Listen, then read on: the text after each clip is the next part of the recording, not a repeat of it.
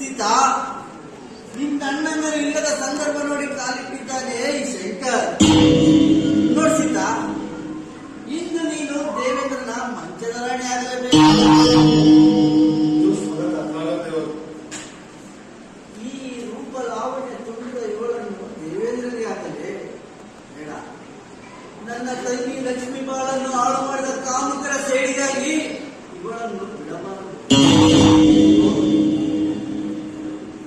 ಬಾಸಿತ, ಈ ಶಂಕರನ ತೋಳಲ್ಲಿ ನರ್ತಕಿ ನೀನಾಗಿ ಬಾಸಿತ.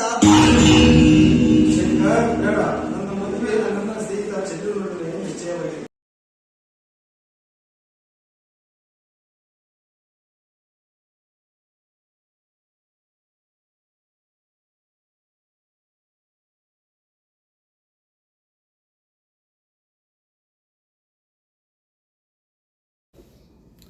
ಹಾಯ್, ನಮಸ್ಕಾರ ನನ್ನೆಲ್ಲ ಆತ್ಮೀಯ ಸ್ನೇಹಿತರಿಗೆ ಹಾಗೂ ನನ್ನ ಪ್ರೀತಿಯ ಕನ್ನಡಿಗರಿಗೆ ಹಾಗೂ ನನ್ನ ಬಂಧು ಮಿತ್ರರಿಗೆ. ಸೊ ನಾನು ಈ ದಿನ ಮಾತಾಡ್ತಕ್ಕಂಥ ವಿಷಯ ಏನಪ್ಪ ಅಂದರೆ, ನೀವು ಆಗಲೇ ನೋಡಿದ್ರಿ ರಿಹರ್ಸಲಲ್ಲಿ.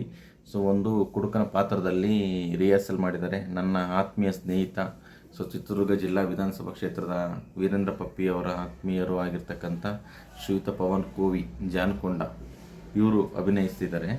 ಸೊ ಈ ಒಂದು ರಿಹರ್ಸಲ್ ಪೂರ್ತಿ ಈ ಒಂದು ರಿಹರ್ಸಲ್ ರಿಲೇಟೆಡ್. ಸೊ ಒಂದು ನಾಟಕ ಯಾವತ್ತು ನಡೀತದಪ್ಪ ಅಂದರೆ, ಇದೇ ದಿನಾಂಕ 7ನೇ ತಾರೀಕು 4ನೇ ತಿಂಗಳು 2026ರಂದು ಚಿತ್ರದುರ್ಗ ನಗರದಲ್ಲಿಯೇ. ಸೊ ಈ ಒಂದು ನವತರುಣ ಕಲಾನಾಟ್ಯ ಸಂಘದ ವತಿಯಿಂದ ಸೊ ಈ ಒಂದು ನಾಟಕವನ್ನು ಪ್ರದರ್ಶನ ಮಾಡ್ತಿದ್ದಾರೆ. ನಾಟಕದ ಹೆಸರು ಏನಪ್ಪ ಅಂತಂದರೆ, ಸೊ ಕುಡುಕ ಕಟ್ಟಿದ ತಾಳಿ, ಅರ್ಥಾತ್ ಸಾಕು ತಂಗಿಯ ಸಂಕಟ.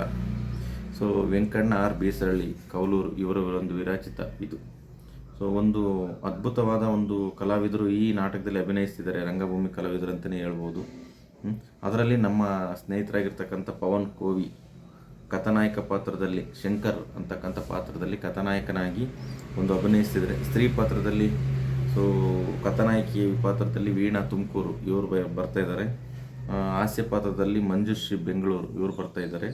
ಅದೇ ರೀತಿಯಾಗಿ ಖಳನಾಯಕಿಯಾಗಿ ಅನಿತಾ ಹುಬ್ಬಳ್ಳಿ ಇವರು ಈ ಒಂದು ನಾಟಕದಲ್ಲಿ ಅಭಿನಯಿಸಕ್ಕೆ ಬರ್ತಿದ್ದಾರೆ.